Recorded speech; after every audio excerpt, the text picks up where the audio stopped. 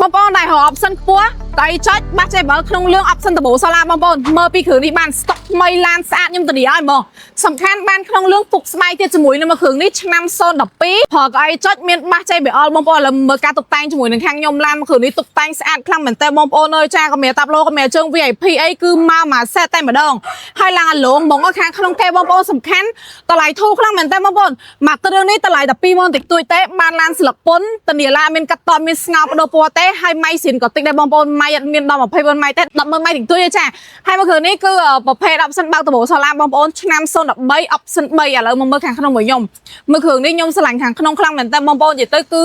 ស្រឡាញ់ត្រង់អាលើបអាឡងហ្នឹងហ្មងពាក់ព័ន្ធនឹងកដោក៏យើងថែមឲ្យ15មុខបូកស្លាកលេខទៀតគឺ16មុខបងប្អូនតម្លៃពីគ្រឿងនេះគឺ20000តិចតួចដូចគ្នាតម្លៃចរចាបានបងគាត់ចង់បងលក់ក៏បានទិញលុយសុទ្ធក៏បានឬមួយក៏មានឡានឆ្នាំសេរីទី3អាចយកមកវាយដូរពីគ្រឿងនេះបានណាខ្ញុំធានាឡានស្អាតមានកាត់តមានស្ងាត់ដូរពណ៌ទេចាឬមួយក៏មានថា1000អីក៏លក់បានដែរអញ្ចឹងបើសិនជាចាប់អារម្មណ៍អីនេះមកមើលបានឡានតនេឡានស្អាតតនេឲ្យអរគុណ